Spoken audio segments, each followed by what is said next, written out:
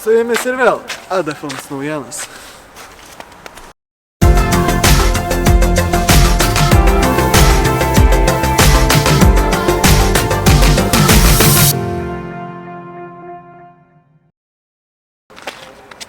Ar žinojai, kad kaip kasmet šiemet vyks seminaras Mokslas dviračių sporte gruodžio 15 dieną 14 val. Swedbank didžiojoje auditorijoje. Apsilankyk ir tu ir sužinok apie dviračių sportą to, ko dar nežinojai.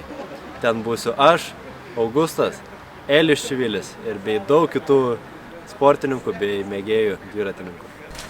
Naujai išrinkta LDSF komanda tikrai nemiega ir yra paruošusi jau 2017 metų varžybų kalendorių.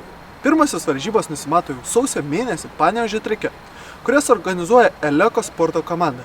Bet kartais Panevėžio treke varžybos įvyksta tik trenerių vaizduotėje, bet kamgi nepasitaiko. Taigi, mes atvyksime su savo kamera ir tai įamžinsim. Iki pasimatymo varžybose.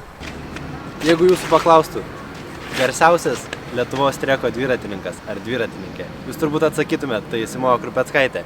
Bet ar žinojote, kad yra jauni ir perspektyvūs dviratininkai, kurie treniruojasi Panevėžyje pas Dmitrijų Leopoldą? Tai yra Svajūnas Jonauskas ir Vasilijus Lendl. Jie Anglijoje, Mančesteryje dalyvavo varžybose, treko varžybose. Ir sprinto daugiakovėje net 4 kartus Vasilijus Lendl sugebėjo išplėšti pergalę. Taip pat vieną kartą Svajūnas Jonauskas taip pat sugebėjo laimėti. Jeigu taip ir toliau, po 4 metų mes turbūt juos išvysime olimpinėse žaidynėse. Galbūt netgi medaliai arba prizinės vietos. Linkime nesustoti ir sportuoti toliau. Su jumis ir vėl Ada Films komanda.